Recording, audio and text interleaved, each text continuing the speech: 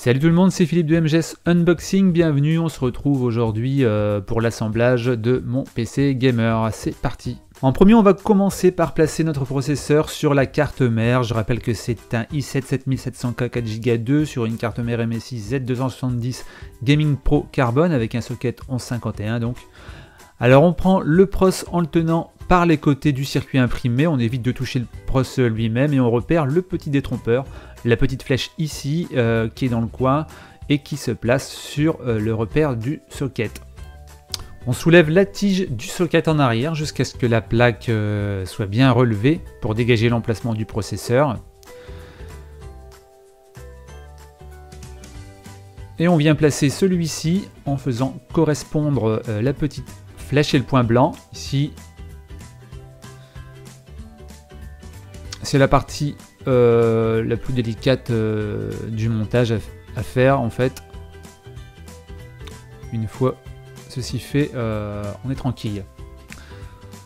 Donc une fois bien casé dans son emplacement, on rabat doucement la plaque en la maintenant et on ramène la tige en rebloquant la tige dans son emplacement. La plaque noire saute et voilà, notre processeur est en place. Deuxième étape, on installe le ventirad. Je suis sous Intel, alors je garde uniquement les accessoires Intel, les entretoises C, les barres, les écrous numéro 5 et 11, comme sur le plan, les grandes vis M3 et les petites vis, le reste c'est pour le socket 2011 et pour AMD. On prépare nos grandes vis M3, c'est celle-là, et notre plaque arrière qu'on va placer sous la carte mère. J'ai reculé la carte mère, je vais placer la plaque comme ça, donc je mets les grandes vis M3 dans les trous du milieu pour socket 11, 50, 51, 55 et 56. On fait bien attention de placer la vis dans le trou du milieu et on fait ça pour les 4. La plaque avec les vis est prête, on vérifie bien que les vis soient dans les trous du milieu et que la plaque est bien dans ce sens-là. On prend notre carte mère qu'on va venir poser sur la plaque en prenant notre temps et on vient la poser en faisant apparaître les vis dans les trous ici. De droite en premier ou bien de gauche, c'est comme on veut, c'est plus facile comme ça. Voilà, on commence à voir les vis apparaître à travers les trous. Comme ça. On incline et on fait apparaître les autres délicatement.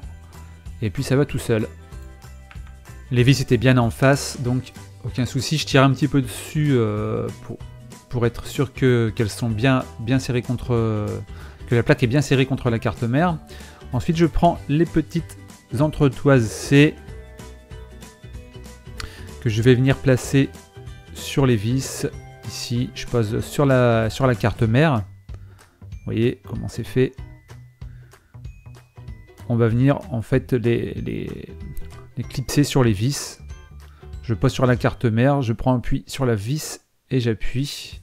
Et voilà, l'entretoise est placée. On fait ça pour les 4. Voilà, une fois nos entretoises posées, on recule la carte mère délicatement. Mais normalement, on risque rien. La plaque arrière va tenir grâce aux entretoises. Et on va s'occuper du ventirad. J'ai pris le Dark Rock 3 de Be Quiet. D'après les commentaires, il semble très bon. J'ai hésité entre ça et un water cooling. Et on va venir installer nos barres. Alors le plus important c'est de les mettre dans le bon sens comme ceci. Et on prend nos 4 petites vis et on va tout simplement venir visser nos 2 barres. Voilà, une fois que c'est serré, on va mettre nos écrous. Alors on prend nos écrous, on a 2 sortes d'écrous. Nos écrous longs, si on peut les appeler comme ça, et nos écrous plats.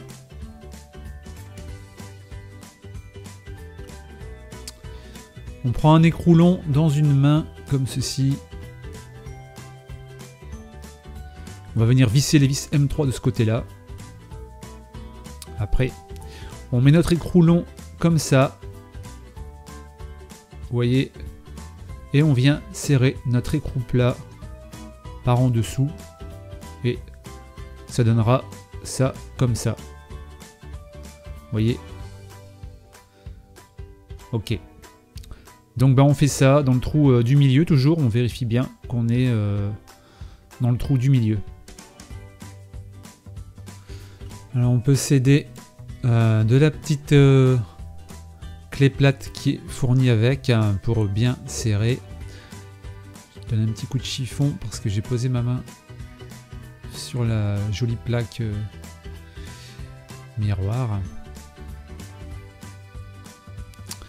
Donc on continue, on fait ça pour les 4. Voilà, une fois les 4 paires de boulons posés et bien serrés, on en a fini avec ça. Je vous montre un peu ce que ça donne.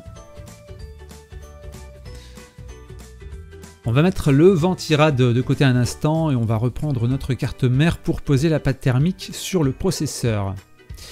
Alors, perso, j'utilise de l'Arctic Silver 5 par habitude, et c'est une des meilleures, je crois. Je le pense.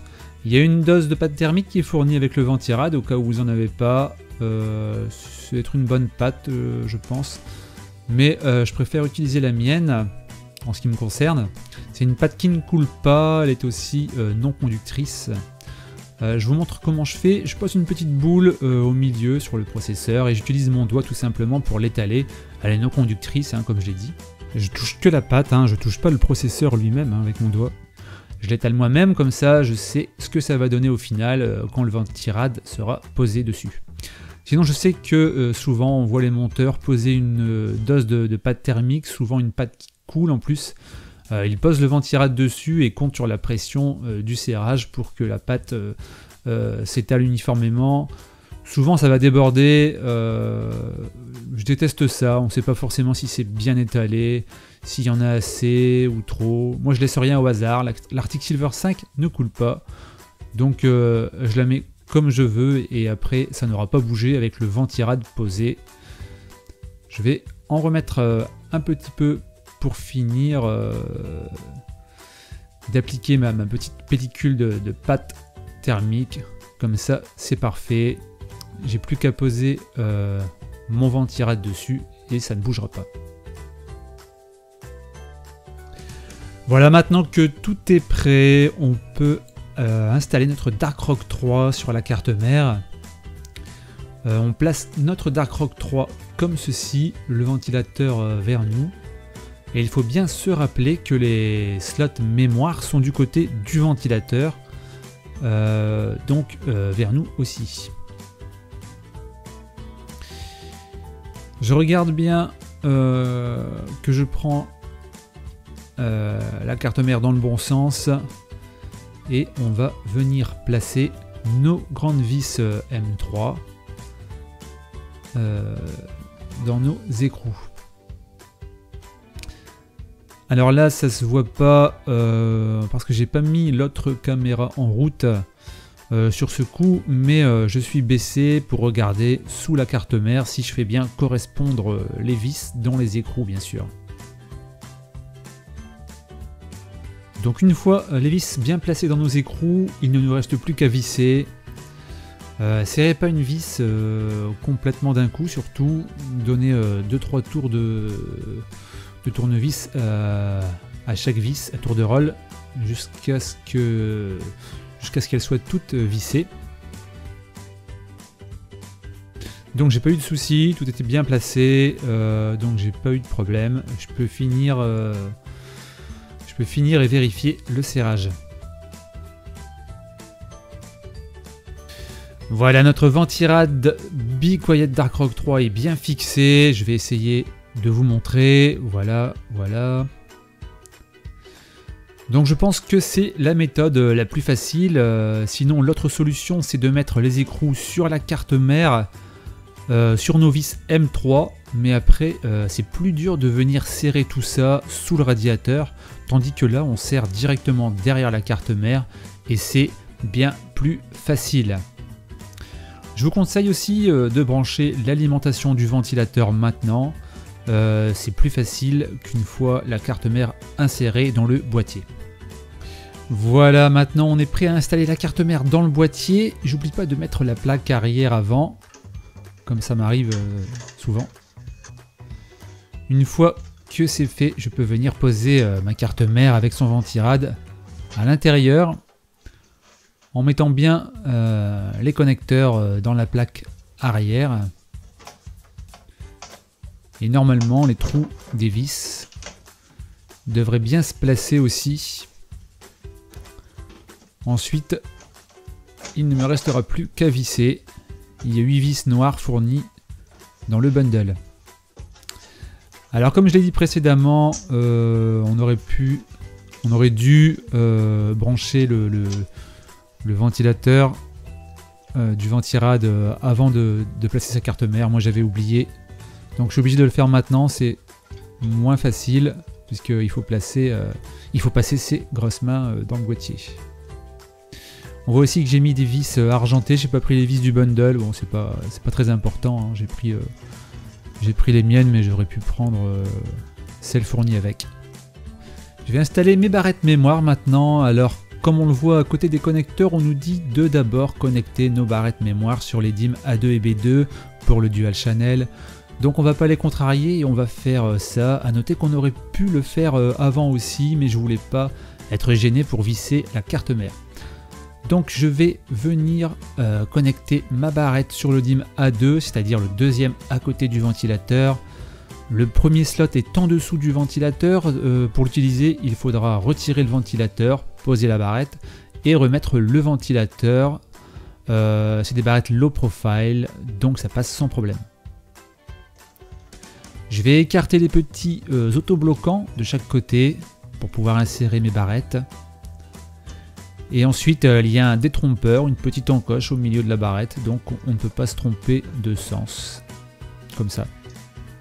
Alors on fait pareil avec la deuxième, on insère la barrette, on appuie des deux côtés pour entendre le clic des deux autobloquants qui se ferment, pour nous confirmer que la barrette est bien insérée.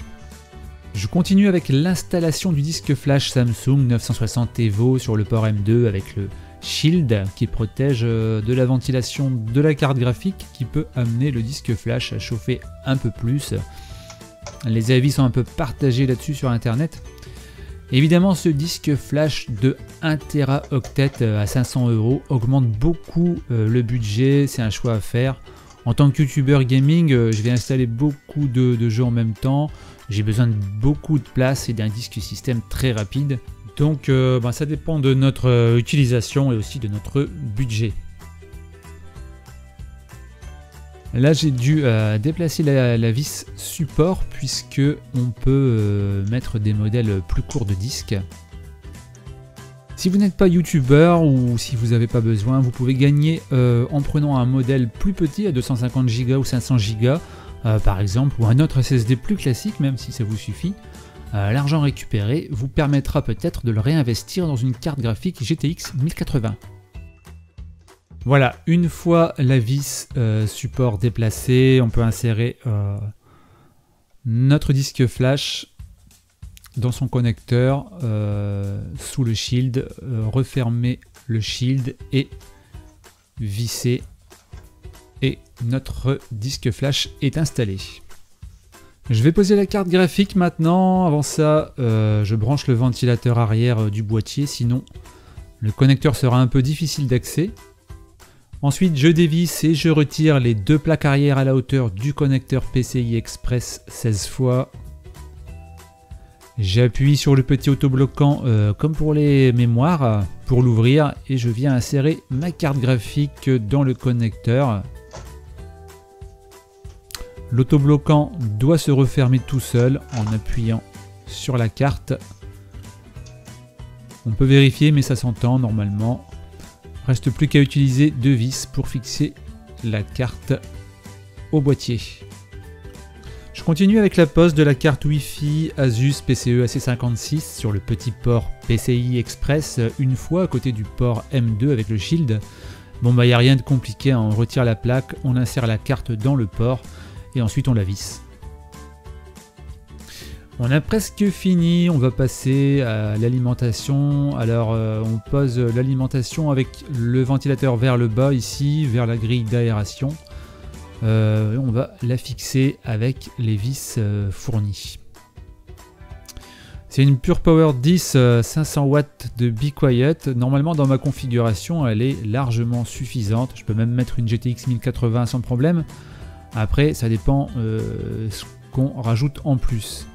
Par contre avec une 1080 Ti qui consomme 300 watts, je partirai plutôt sur une alimentation 650 watts minimum 80 plus silver. De toute façon il vaut mieux utiliser des calculateurs de consommation pour avoir une idée de ce que consommera notre config afin de faire le bon choix. Voilà, on est presque arrivé, voilà ce que ça donne pour l'instant. Je vais maintenant passer au branchement des câbles du boîtier. Je vais commencer avec le connecteur USB 3 qui est ici. Donc c'est cette grosse prise là qu'on vient brancher dessus. Facilement reconnaissable. Voilà, l'USB 3 est branché. Maintenant je branche le connecteur HD audio sur le connecteur audio tout au bout là-bas, tout au fond. C'est le connecteur JAUD1, JAUD1. C'est pas évident d'aller là-bas au bout. Voilà, c'est fait.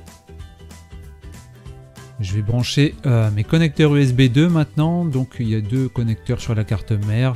C'est deux connecteurs USB 2. Hein. C'est marqué USB 1 et USB 2, mais ça ne veut pas dire USB 1. C'est deux connecteurs USB 2. Il y a le 1 et il y a le 2. Ensuite, je repère le connecteur JFP1 et je vais venir brancher dessus tout ce qui est Power LED, HDD LED, Power SW, Reset SW, tout ça quoi. Voilà, ça c'est fait. Bon, pour savoir comment connecter exactement chaque fiche, référez-vous à votre bouquin de la carte mère. Hein. Toutes les pins sont numérotées, donc c'est pas difficile. Il y a juste un petit reproche que je ferai au boîtier, c'est les câbles sont un petit peu trop courts, donc on galère un peu. On peut galérer un petit peu, parce qu'on n'a pas assez de mou. Pour finir, je branche le câble ATX.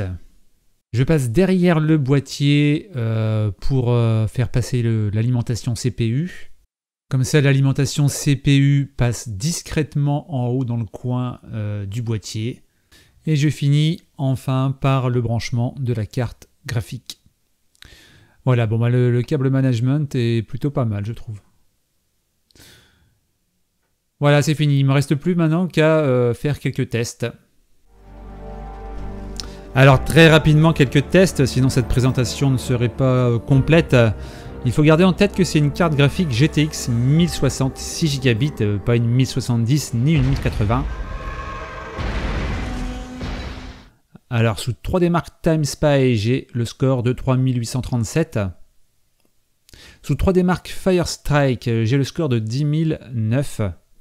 Un petit coup d'œil sur le résultat du disque flash Samsung 960 EVO 1 Tb me donne 2950 mégabits secondes en lecture et 1874 en écriture. Sur OCCT, le pros en burn avec le Dark Rock 3 et le i7 7700K qui est un pros qui chauffe quand même pas mal. Alors en idle, j'ai plus ou moins 40 degrés, ça dépend aussi de la température ambiante. Et en jeu, ça monte à plus ou moins 70, mais je peux jouer pendant des heures, ça se maintient normalement. Le PC n'est pas bruyant, j'ai réglé tous les ventilos en silencieux et baissé à 5 volts au démarrage pour ceux qui sont à 7 volts. Et je règle aussi de façon à ce qu'il ne tourne pas à fond en burn pour garder un PC silencieux. Sinon, peut-être que j'aurai des tempes un peu plus basses. Voilà, ce qui compte plus que les résultats pour moi, c'est de pouvoir faire tourner mes jeux, surtout pour faire les vidéos gaming que je partage sur YouTube avec vous. Alors par exemple ici je fais pas de vidéo dessus, mais voilà mes réglages sur Dishonored 2. Alors vous voyez je suis en ultra et le jeu tourne bien, j'ai pas de problème. Comme c'est une 1060, il y a peut-être moins de FPS qu'avec une plus grosse carte, mais j'arrive à jouer confortablement, c'est ce qui compte. Alors la synchro est désactivée, sinon j'avais un clignotement à l'occasion qui part en baissant la qualité sur moyen haut, je crois. En fait, on voit quasiment pas de différence entre moyen et ultra. Pour voir les différences, j'avais dû comparer des screenshots et même là, c'était à peine perceptible. Ici, c'est mes réglages sur The Forest, hein, donc Je suis sur high, il n'y a pas plus en preset, hein. En dessous c'est medium, il n'y a pas au-dessus. Synchro vertical désactivé. Max rate no limit. Bon. Donc bah voilà, bah, vous voyez mes vidéos. Enfin, je fais comme si je parlais à mes abonnés de Passion MGS hein, et de MGS Gaming. Vous regardez mes vidéos donc sur The Forest, donc ben, vous voyez mes gameplays. Hein. Pour ceux qui me suivent sur MGS Gaming et qui suivent ma série actuelle sur Resident Evil 7, donc bah, voilà mes réglages. Bah, là il n'y a pas vraiment de preset, enfin je suis sur maximum, hein, donc taux de rafraîchissement 60 Hz. Bah, mon écran c'est un 60 Hz de toute façon, donc je peux pas mettre plus. Framerate, je peux pas mettre plus. Ça, si je peux mettre sur variable, donc je vais laisser sur variable. Tiens, j'avais mis sur 60, je verrai bien. Synchro vertical désactivé, et puis sinon, bah, vous voyez texture, tout ça, maximum. C'est assez élevé quand même. Hein. Des trucs sur hot, sur cache des ombrages, non, je sais pas trop ce que c'est. Et donc, ben voilà quoi, c'est plutôt pas mal, je trouve. En tout cas, j'ai pas de problème en jouant. Alors ici, on est sur Middle-earth Shadow of War, la Terre du Milieu, l'ombre de la guerre. Donc, il est assez gourmand ce jeu quand même. Je peux pas le mettre en ultra. Vous voyez, si je mets sur ultra, par exemple, ici. Il me donne des recommandations, le système, et il me dit de le mettre sur hot. Donc moi je le fais tourner en hot. Si je le mets tout en ultra, vous voyez, j'ai surtout un problème de mémoire avec de mémoire sur la carte graphique. Hein, là, il me faudrait plutôt 8 Go de mémoire, alors que sur ma carte graphique je suis à 6. Donc bon, en hot, je pense qu'il y a, j'ai pas fait la comparaison, mais je pense qu'il n'y a pas beaucoup de différence entre hot et ultra. Franchement, moi je joue en hot et puis la qualité elle est super. Hein. Donc voilà, ils vont peut-être mieux privilégier des cartes graphiques avec beaucoup de mémoire, quoi. 6, ça sera un peu limite, peut-être faut passer à 8 ou à 11 maintenant. Voilà, alors il y en a qui diront fallait mettre une 1080 sur cette config, je l'ai déjà lu, je l'ai déjà entendu. Alors je vais dire non, parce que c'est une config à 1500 € à la base, hein, faite pour évoluer. Donc quand je pourrais la faire évoluer, mettre une 1080 ou autre chose, je le ferai. Mais c'est pas prévu pour l'instant. Là je partirai d'ailleurs plus sur un water cooling de qualité, si vous en avez à proposer d'ailleurs. Mais pour la carte graphique, celle-là me suffit pour l'instant. À moins que MSI m'offre une GTX 1080 Ti. Bon là d'accord, hein, je dirais pas non. Sinon, voilà, c'est une config à 1550 € précisément au départ, puisque je devais mettre un disque flash à 250 €, un disque flash de 500 Go, au lieu de ce disque flash de 1 Tera à 500 €. Donc j'ai rallongé à 1800 € mon budget de départ pour ça. Et je le regrette pas, ça m'est super utile pour les jeux, pour installer les jeux en tant que youtubeur. Sinon le 500 gigaoctets m'aurait suffi. Mais après, si j'avais dû mettre une 1080, je serais parti sur un budget à plus de 2000 €. C'est plus du tout pareil là. Et ben voilà, on a fini, hein, on va s'arrêter là. Et puis voilà, si vous avez regardé jusqu'au bout, j'espère que ça vous a intéressé. En tout cas, merci beaucoup d'avoir regardé. Laissez un pouce en l'air si vous en avez envie, ça me fera très plaisir. Et puis je vous dis à très bientôt. Allez, ciao ciao.